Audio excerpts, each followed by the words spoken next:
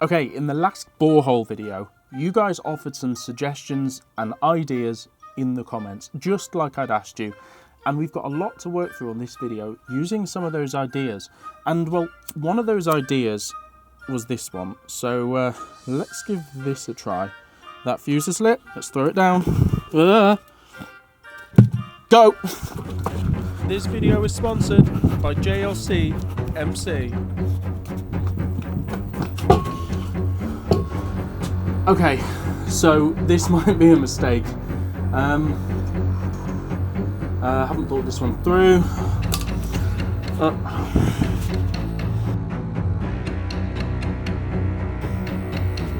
fuse is way too long, it's taking ages.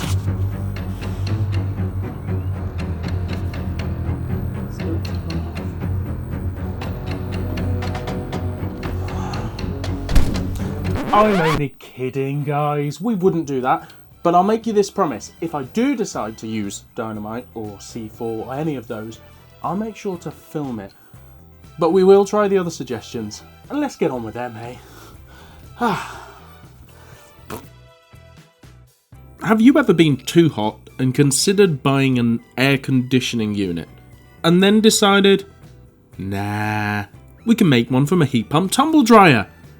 Well, I did, and we proved the concept, but now we need to dump heat and extract heat from the ground loop.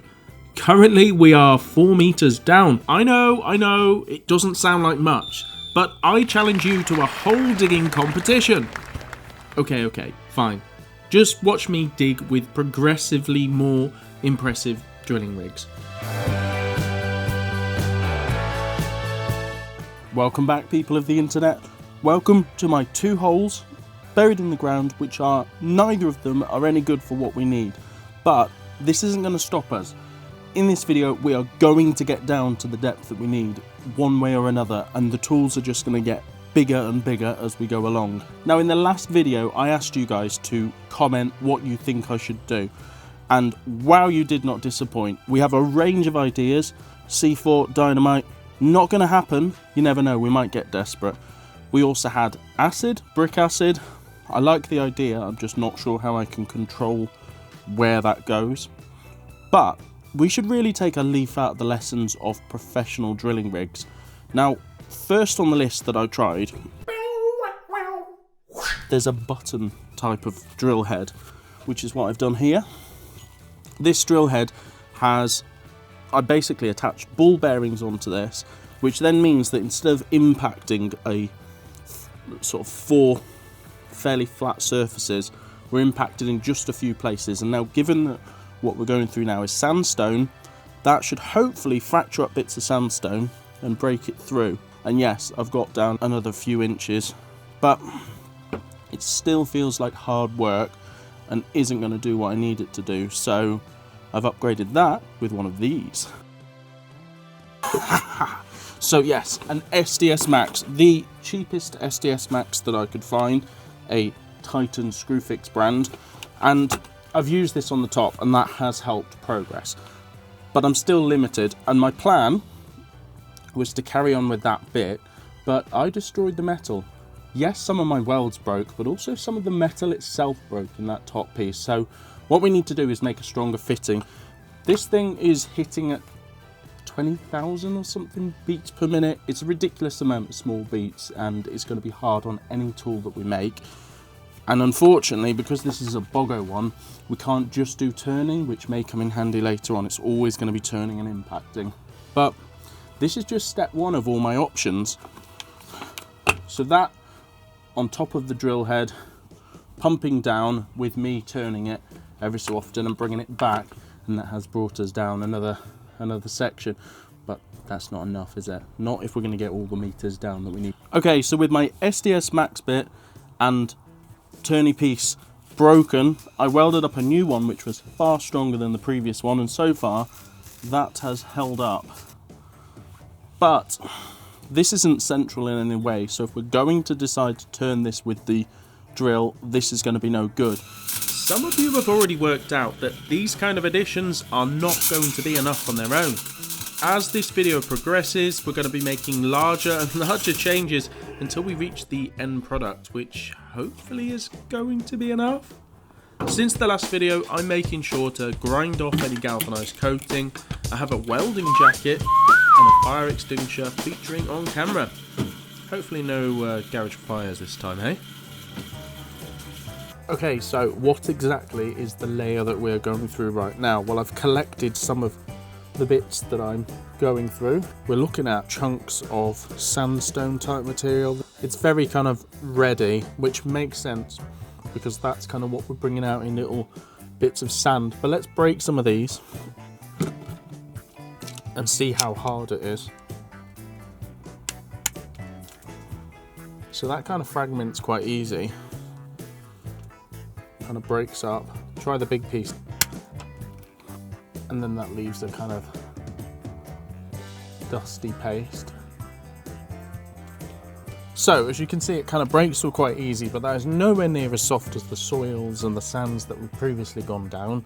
Okay, so using our new drag style drill bit and rotating the entire shaft mechanically, we should be able to make some more progress, more than the manual drilling rig anyway. So let's get building that. Maybe you can already see the challenge of this, hey?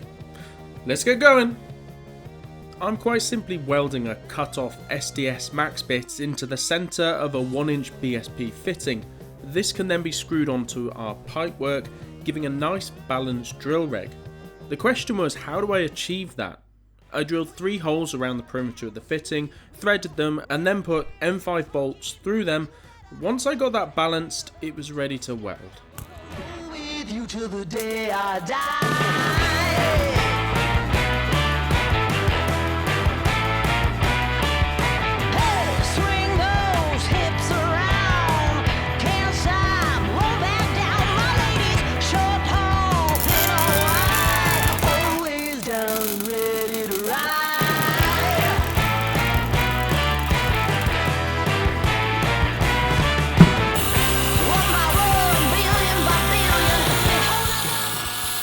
Okay, so that should be finished, which now allows us to pound this and turn this at the same time, and hopefully that's pretty central so we don't get too much wobble on our SDS Max.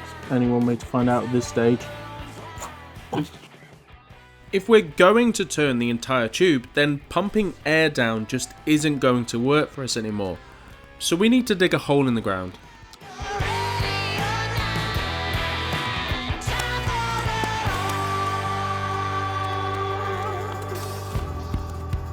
Why not? Let's make it 2 so that one of them can be a settling tank. We can then place a sump pump in the tank with some pipe work, then water out of the borehole can then flow back into these tanks in a big loop. This means instead of using air and water rising up the tube, we're going to pump water down the tubes. But of course, if we're going to turn the entire pipe work, we need some form of mechanical swivel which nicely screws into the 1-inch BSP fittings that are on our pipework. This part is going to be key to having this working in the next revision of our drilling rig that I'm going to call the drill tower. So with all that working, let's try attaching the SDS Max to the top of the rig and see how much progress we can make. Now yes, I am currently leaning this ladder against my fence unsupported, so I could at any point just go straight through that.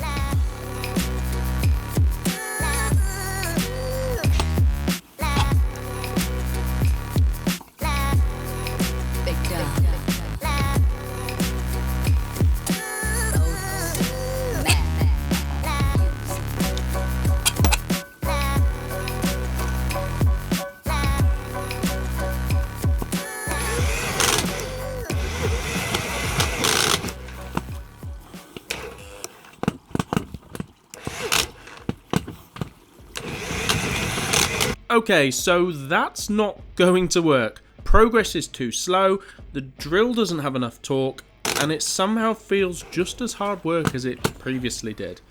And well, leaning a ladder up against a fence and then using an SDS Max with a 4-meter length and progressively longer and longer lengths of pipework Yeah, you can see the flaw in this, can't you? I'm quite glad that my face is covered for this bit because, well, it's embarrassing. But we had to try, didn't we?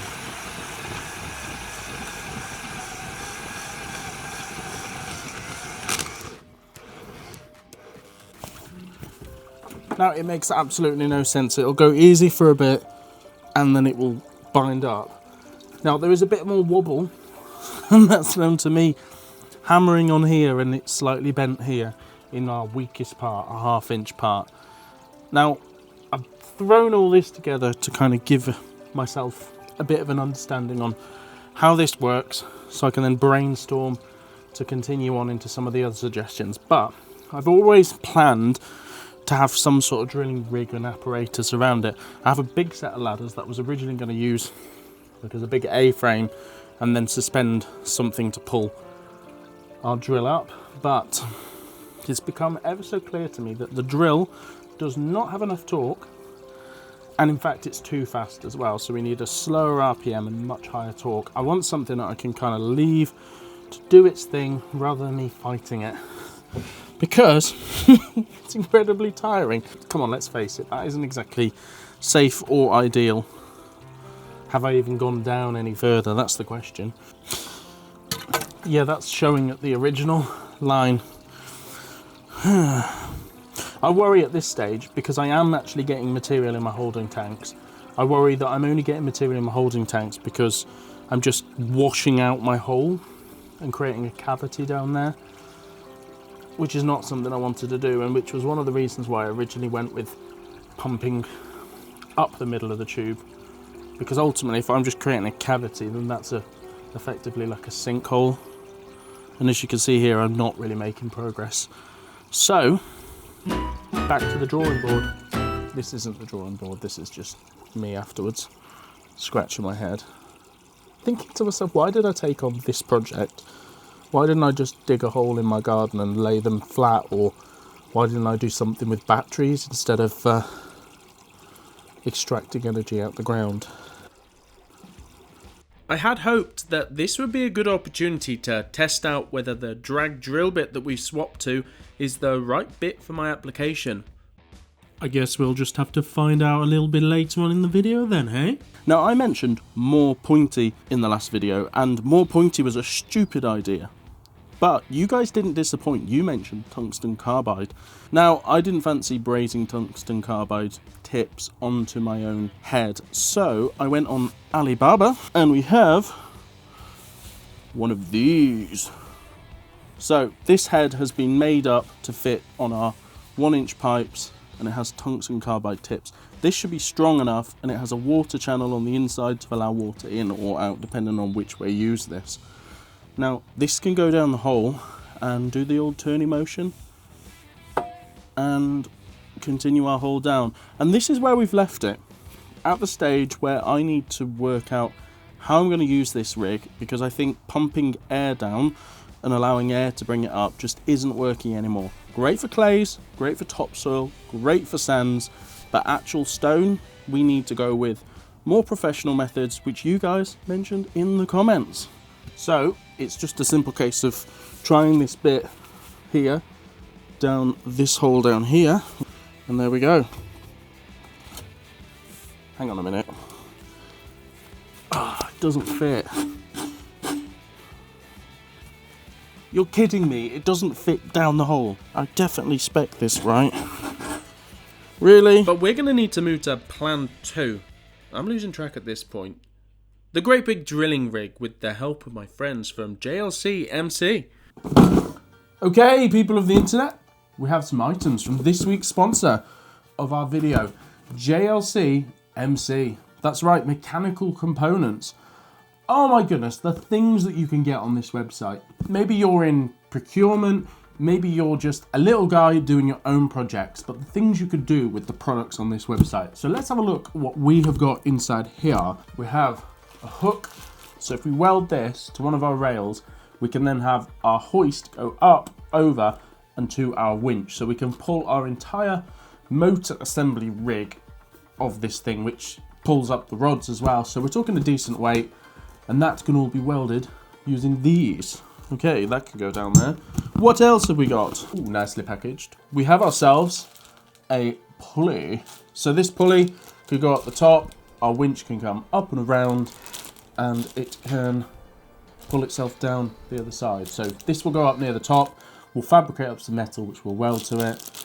And that is a nice little channel for our steel chain rope. It's a rope, it's a steel rope. Extruded channel for later on in the project. That will come in handy when we need to make up a frame for our whole heat pump device back here to go into.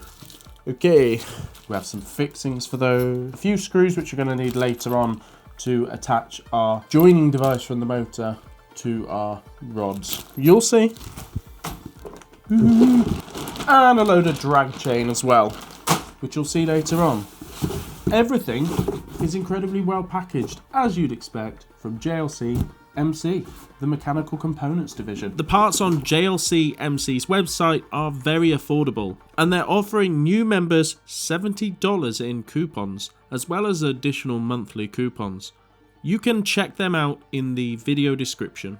Okay, but not just that, we have another box down here for a project which you have not seen yet.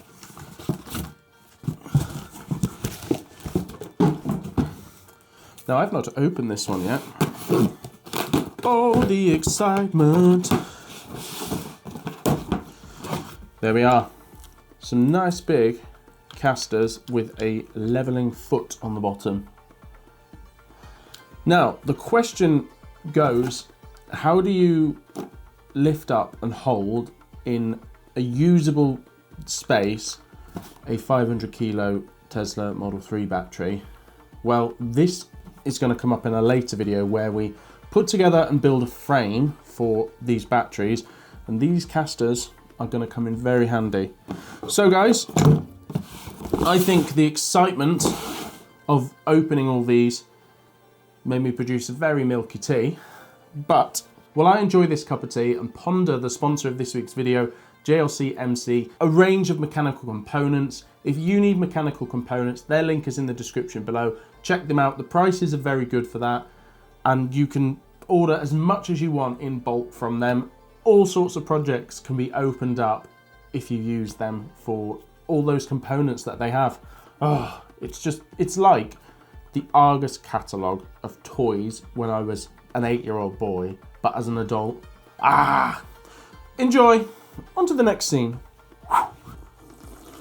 This water has changed colour, and if I put my arm in, I can feel quite a lot of material on the bottom here. There you go. Now, it's very jelly-like, which I presume is down to the polymer, but there's a fair amount in here. And I hope that is from making progress further in the hole and not from basically making a giant sinkhole. We need to build something quiet, powerful and productive, and ideally not a workout. Let's put all of this together to make our own drilling rig. Cue the build montage!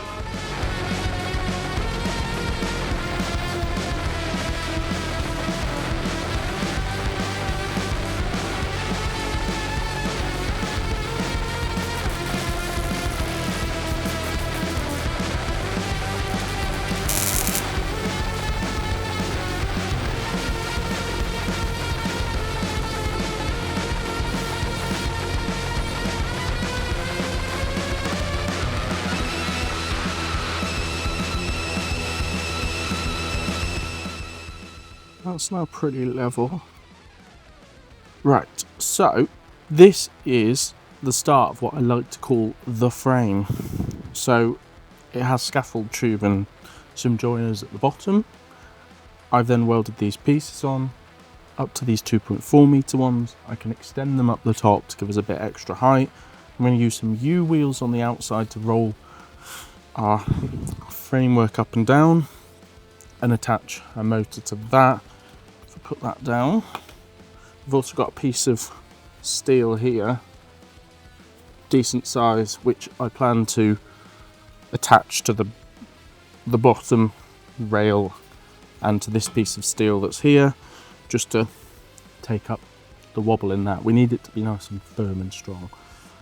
It's coming together, so yeah, driving this shaft down, how we're going to do that, let me show you that part. Okay, so the drill didn't work, so I'm going to use this thing, which will rest on there. I recently took a trip to Liverpool. For anybody that wants to know, that is a place where the Titanic was registered. Didn't sail from there, Southampton, but it was registered there. Now, I went and got an ice cream, and while I was there, so this is sandstone. This is what we're going through. I picked this thing up, and the plan is, using angle iron, make up a frame to mount these 4 bolt holes that are on it, and weld on our swivel here so it can go up and down this shaft. It's quite heavy. It's a 3-phase motor, and I have a motor driver, variable frequency driver. Now, people that do boreholes with these tend to use hydraulics, and there's a good reason for that. It feels safer than using electricity around water, but it'll be RCD protected, it'll be fine. Right, let's put this thing down. You might see on the bottom of this that I've been playing with the idea of some attachment device, but we'll get back to that later in the video. Yeah. Okay, so what I've effectively done for myself is created a load of tight and confined spaces to mix electricity and water and rotating things. Oh man, what am I doing? So I've got to weld that down there to that up there, and first I've got to angle grind it clean.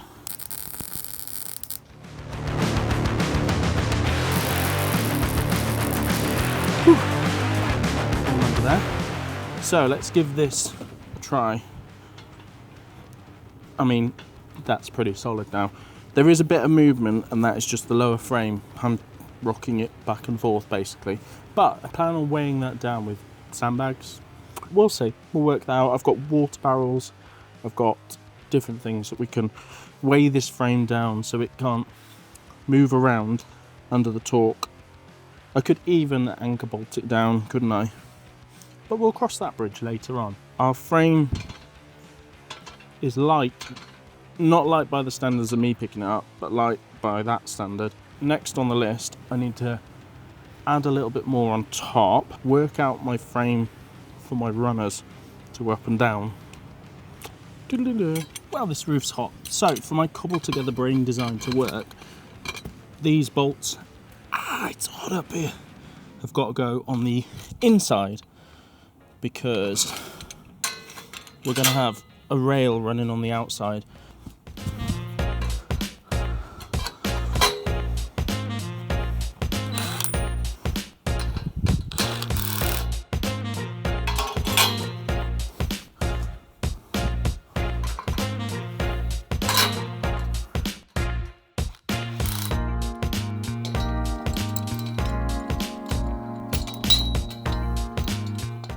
Okay, down here it's incredibly hard to get a shot that takes everything this way. You just get that way of randomness. But with those sections on, I measure this at 3.72 meters now. It's getting pretty long. It does wobble a tiny bit from up there, but once it's down, we're only going to be drilling at like meter intervals above this point. So strength higher up, it's only really for winching up our drill rods. Yeah, but that could, I mean, I don't know how much of that is the frame at this point. Maybe I need more strength. Time to be building ourselves a motor mount thingy. What are we calling this? Who knows? Anyway, let's get building. The day I die.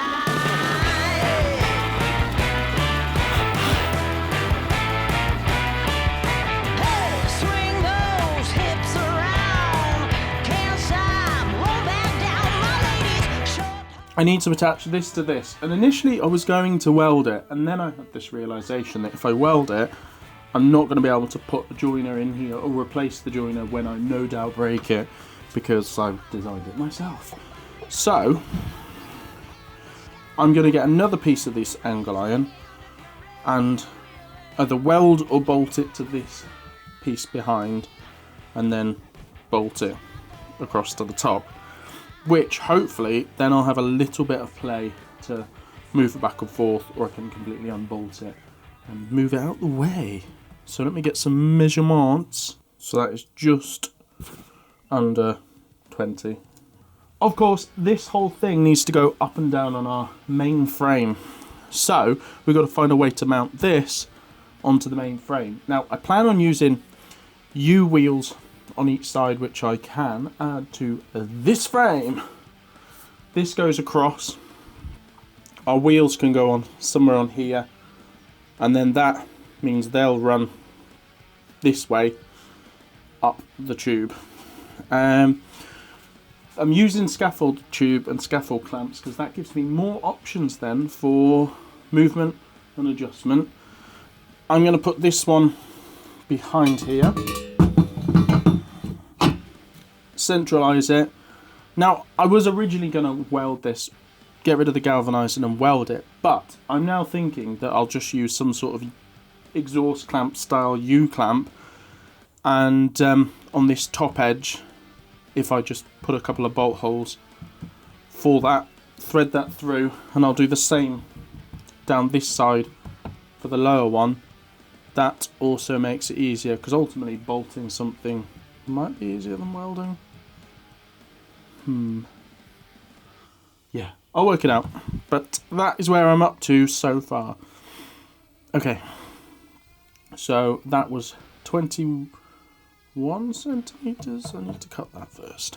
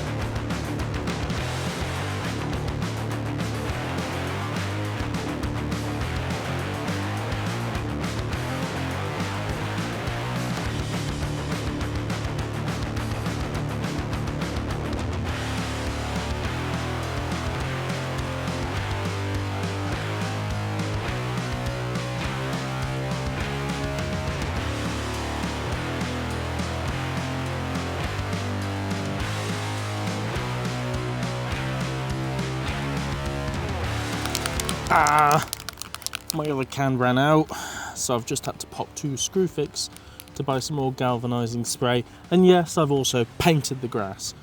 I think I'm just going to have a little lie down here. Oh.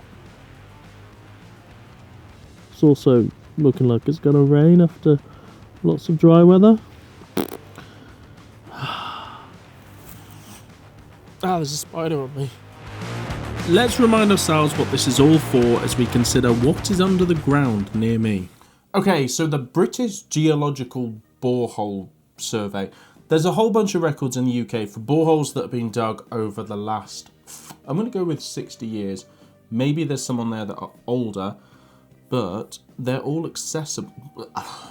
Most of them are accessible. Now, I avoided giving you some of these last time because there's a lot of information on there and you can easily work out my location. Now, it's not that I'm trying to hide my location, it's just putting your location on the internet. Don't know. Anyway, if I find you one of these maps, let's for example take a random location in London. So I've gone here for West Drayton. Generally, there's a load of records on here for roads. So if they wanted to add a road, they want to work out what was under the ground, and then that would affect how they did their drilling. So this one here was 10 meters, but it is confidential or restricted access. There you go. So all of the black ones don't give you information. Let's click on this one. That was only 2 meters. This is the thing. A lot of these are not very detailed. Here's one that's 11, so you can view the scan. Okay, so this tells us topsoil, made up ground, quite a lot of made up ground, right down to 7.3 meters, and then very dense, fine to coarse, cobble sized, subangular to sub-rounded flint gravel with some brown coarse, stiff orange brown silty clay, stiff grey fissured silty clay. So they got down to 11.7 meters and they only faced made up ground and clay. If I could just get that, that would have been perfect for me. But obviously this isn't how it works. My area has a lot of sandstone. Let's see what else we can find. 6.1. I want to find a deep one to compare. 4.5. Here we go. We got some 35 meters right over the M25 and the M4. Let's go for Birmingham.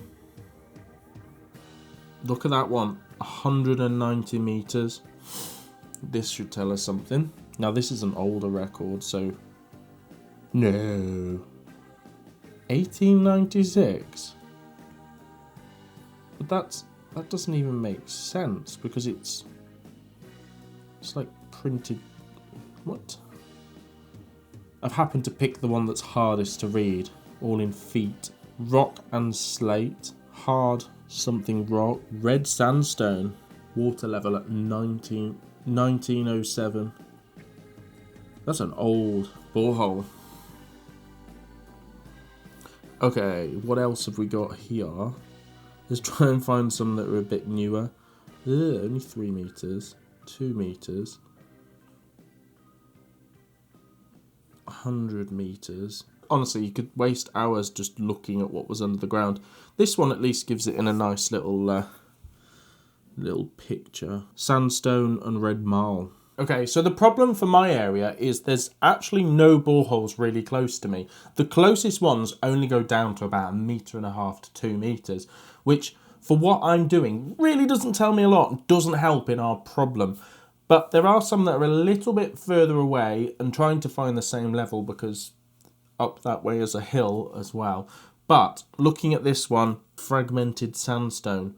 So let's hope it is very fragmented, because that will make it easier. Maybe I'm just trying to break through a top casing at this point. We're only going to really find out though if we get drilling, hey? So let's get drilling and find out what on earth is below the ground here and how many holes we're going to have to do to achieve this. Ah, yes, let's go, let's go, let's go. Let's get building our secret winching device using the parts from our sponsor JLCMC. Now, it's not a secret, is it? You just haven't seen it built yet. So let's get building!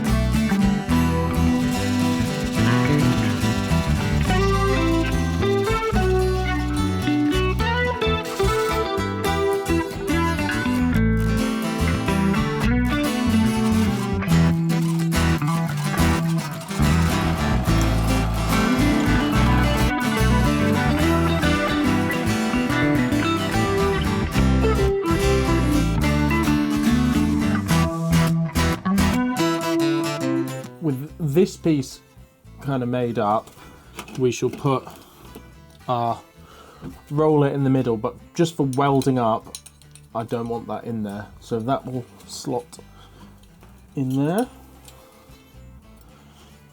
And then these two ends, we shall slot through here and weld up onto this. So just got to remove the galvanizing, find the center, and weld this onto here. Ow, splinter. Tiny bit of metal in my hand. I had a pencil over the center. Where is everything gone?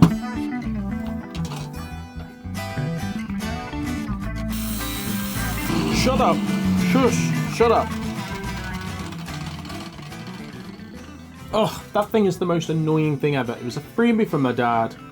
It must have cost him £25, if that, 10, 15 years ago. It gets incredibly hot after a short period of use and it doesn't just stop. The angle grinder is probably my least favourite tool in the entire workshop environment. You've got the ability to snap off discs in your face, and you literally have a thing that spins. Even like welding, yes, you can start small fires in your garage. Well, that was a very small fire down there in the garage. But that is the scariest tool. Let me know what the scariest tool in the garage is for you. Anyway, where's the centre of this? Right there.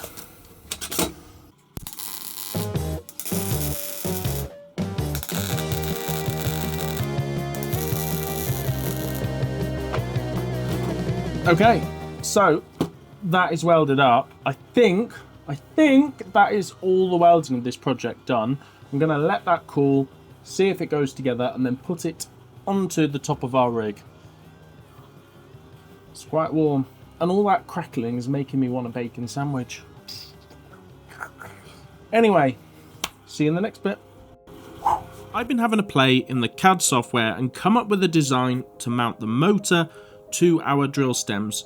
I've 3D printed this to give me an idea, but of course that's broken. We're not going to use 3D printing, but we are going to use CNC machining using the sponsor of the video, using their CNC division, JLCMC. So I've sent that off and it's turned up. Woohoo!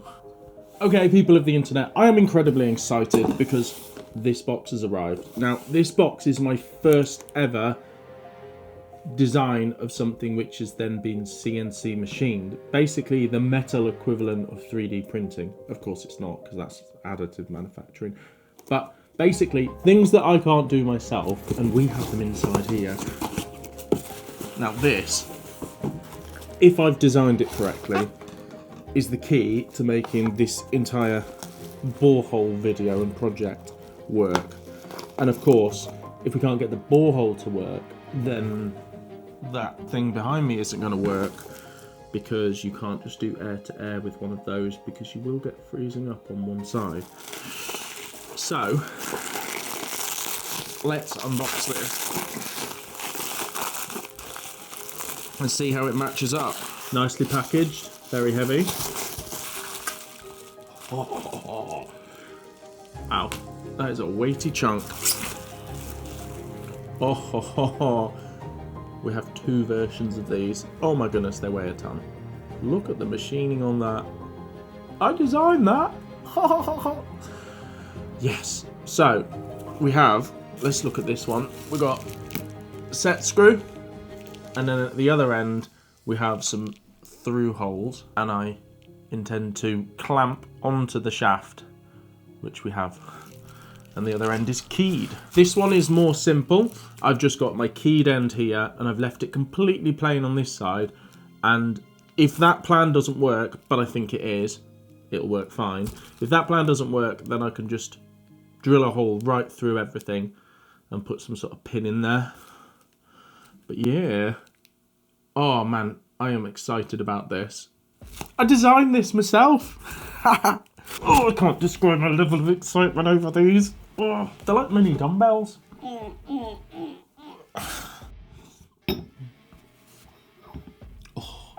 let's go and find my nuts. Let's go and find my bolts, I should say, to go through this and clamp that.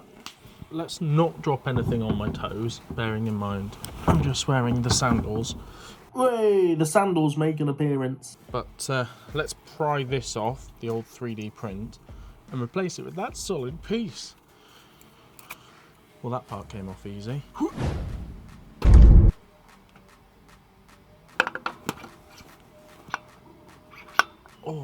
like a glove.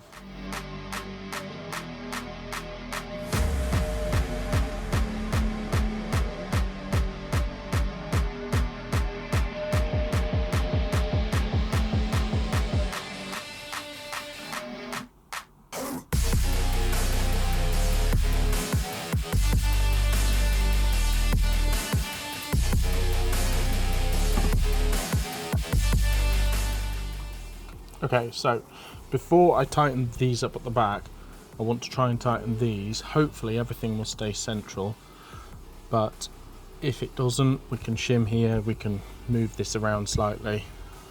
So far, so good. Where did I put the tool for that?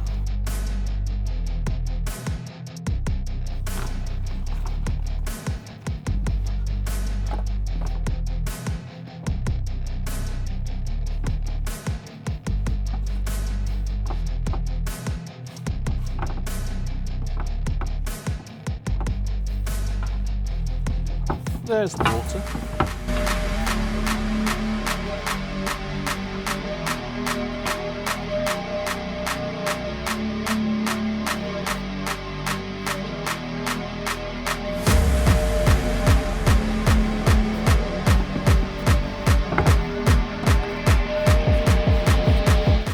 With the rig practically built, there is one finishing touch to convince the neighbours that this isn't a drilling rig, but this is just some kid's play toy in the garden.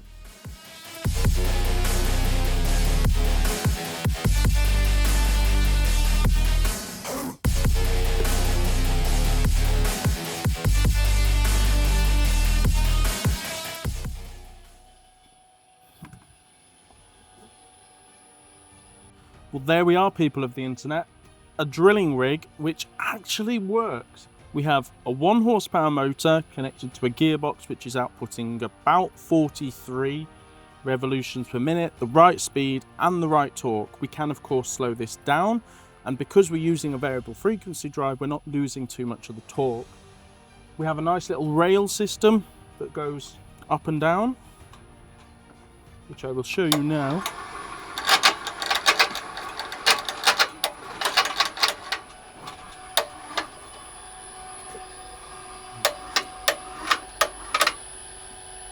So our rail system is working, everything is good. There's a little bit of wobble as this thing drills. I have had a go, and in an earlier test I've gone down another meter, but I feel like this video is just too long now to continue with the drilling, so we will have to get back to that in the next video. But yeah, 40 minutes watching for you, multiple weeks of process and ordering bits and thinking of ideas and changing ideas for me. But oh my goodness, it has been fun, and I cannot wait to get our giant slinky tube down that borehole to continue drilling further down. At this point we are about 5.5, 6 meters, which is crazy because we are drilling into rock now. Awesome. Thanks for watching, guys, and I will see you next time. That, I believe, is the finishing touch. One flag, so that when the neighbours look in this direction, they don't see a drilling rig, they see some kid's play toy in the garden. At least that's what I hope. It's been fun. Time to get some meters down.